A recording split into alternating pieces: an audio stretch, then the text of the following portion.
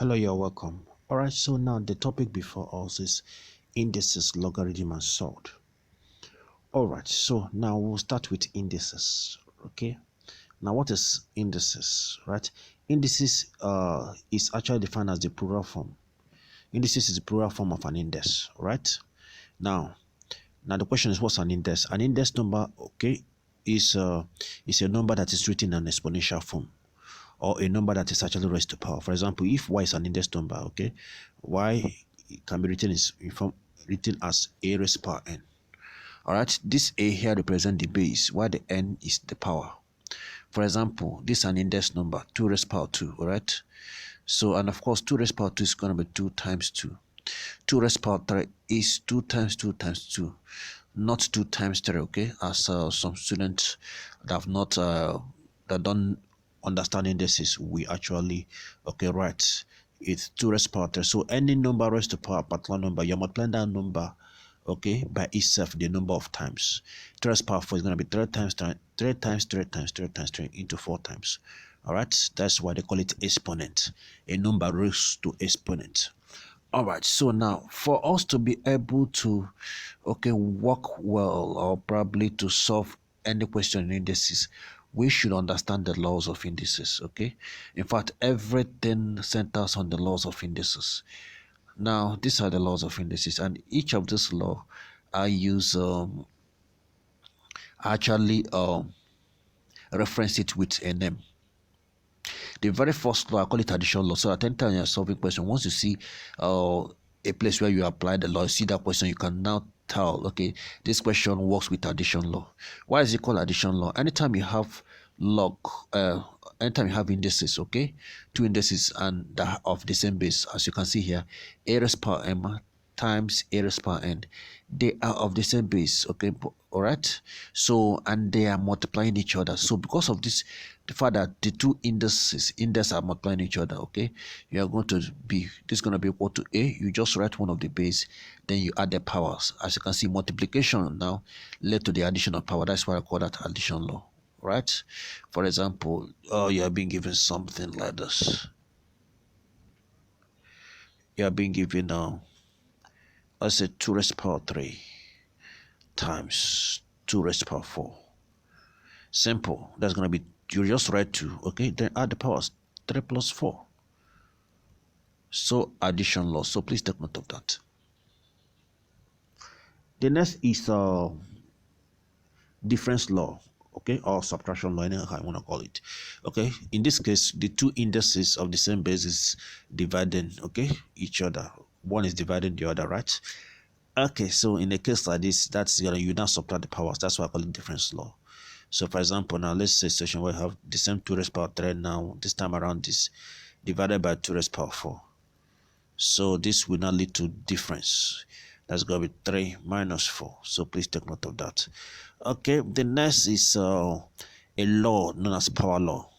Power law is is used when an index has power, when an index is also raised to a power. For example, when I have a raised to power m or bracket raised to power n, okay, powers of an index will always multiply each other. For example, okay, let's look at 2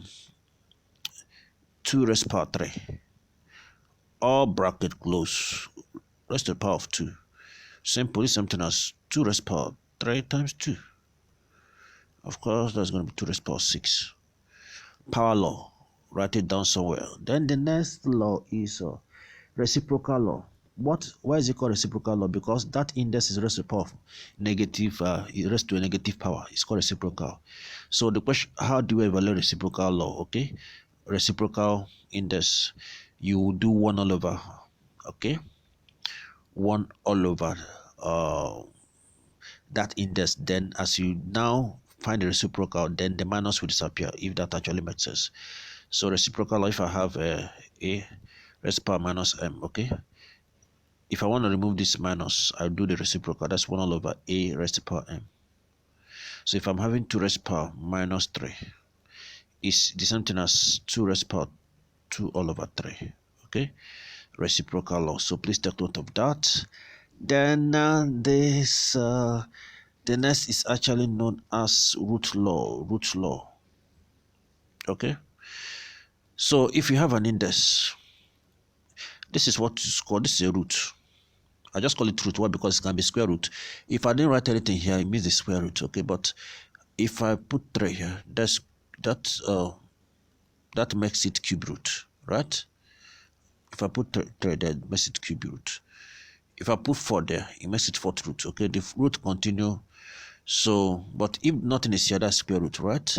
So now let's say we have a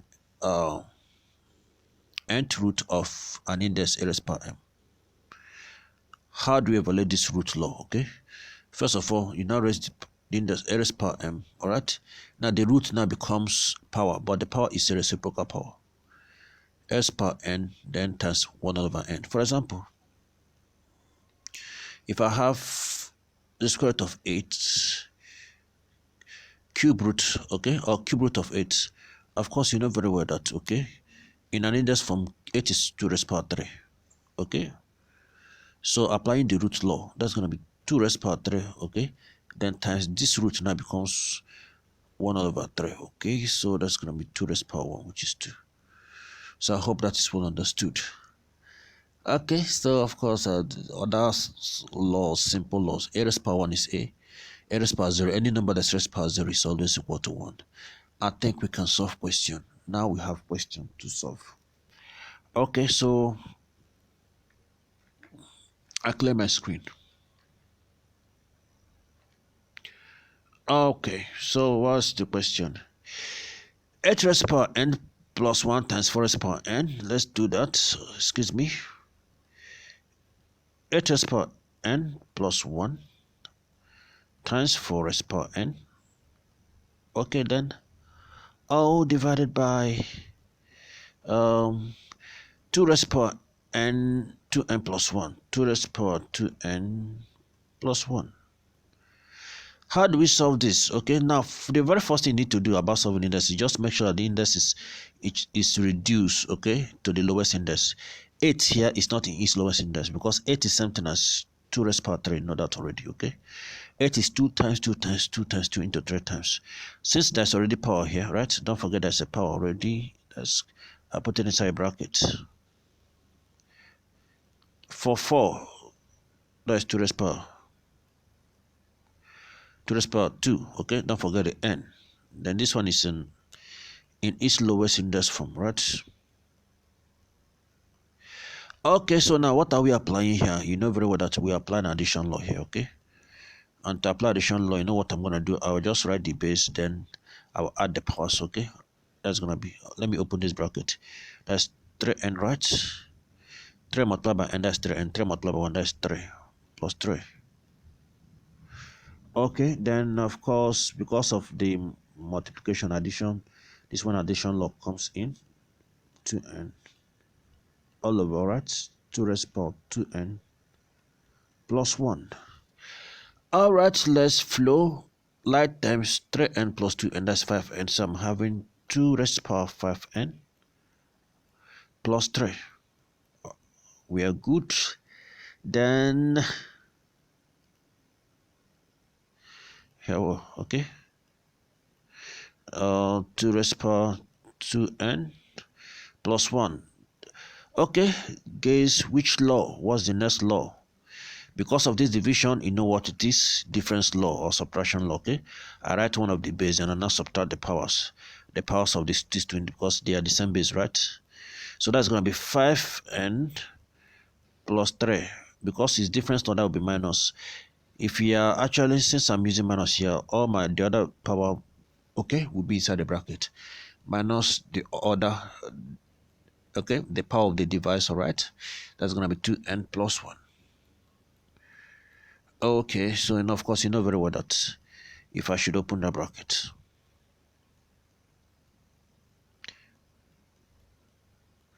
I'm having minus 2n, then minus 1. Okay, collecting light terms together, 5n minus 2n, that gives me 5n minus 2n gives me 3n. Then 3 minus 1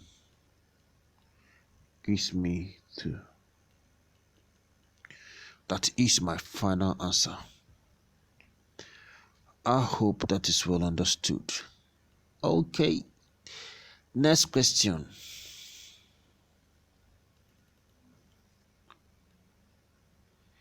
Cube root, okay, of 81 a raised power minus 4.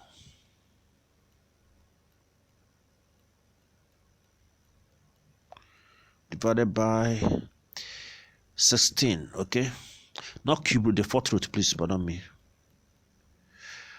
All right, so how do we go about this? First of all, don't forget this will have to be expressed in an index form, right? All right, so I could actually do that first while they are still inside the square root. Okay, so now the lowest of 81, of course, that's going to be 3. 3 raised power 4, you can try that, okay? 3 times 3 times 3 into 4. Then a raised power minus 4 divided by 16 is 2 raised power 4. So I can now apply this law, remember root law, okay? I can apply root law. So I open a bracket, put my index inside 3 raised power 4, a raised power minus 4 divided by 2 raised power 4. Now because of the fourth root, right? Remember, this is root law, if you can still remember root law. Okay, so the next law now is going to be power law. What's power law? The power outside the bracket will always multiply the power inside the bracket. So this is going to be equal to 3 raised power 4 times the power outside the bracket, 1 over 4. A raised power minus 4. Okay. All right, here we go. A raised power of, let me do that well. Let me write that well. Okay, 3 raised power 4. Then the power outside, remember, I have to multiply the power outside the bracket. Times 1 over 4, right? A raised power minus 4, still have to multiply. The power outside the bracket will multiply all the power inside the bracket. Please take note of that. The same thing happens here. 2 raised power 4 multiplied by 1 over 4. 4 cancels 4. 4 cancels 4, right? 4 cancels 4. So I am left with 3 raised power 1, which is, of course, is 3. Then in this case, I have a raised to the power of minus 1. Okay. Then divided by 2.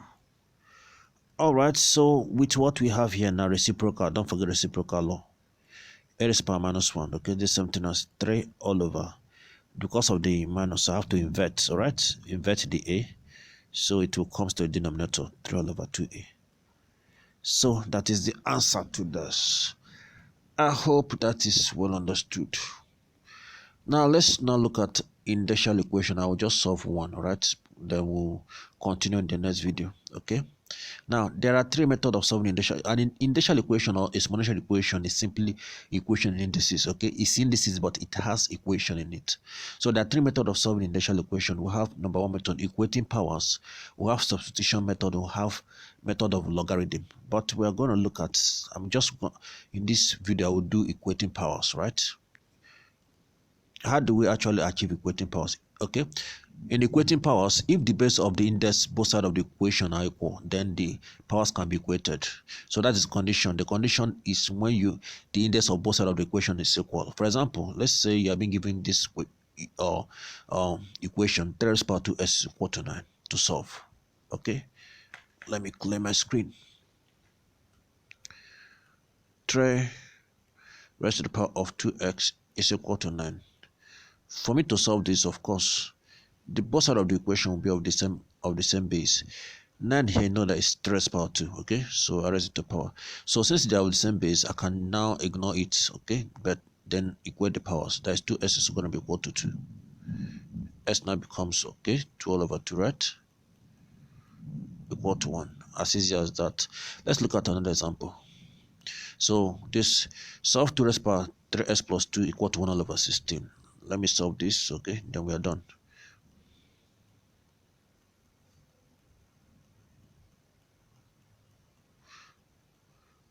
Equal to 1 all over 16. So this is going to be 2 raised to the power 3x plus 2 1 all over 16. 16 is 2 raised to the power of 4. Hope you know that already, okay? Now I can't cancel it. Okay, I can't cancel the base because the base is not the same base, okay? I have to bring these two up. Remember reciprocal law, okay? So if I have to invert these two, you know what will happen to the power? Power becomes minus. So it is at this point now that I can now cancel the base and equal the powers. 3x plus 2 is equal to minus 4. Alright, so 3x is going to be equal to minus 4, right? Minus 2, which is minus 6. So 3s is going to be equal to minus 6, right? So s is going to be equal to minus 6 all over 3, which is minus 2. Okay, so we're going to look at more question and also other method of solving exponential equation. That will be in the next video. All right, see you in the next video. Thank you very much.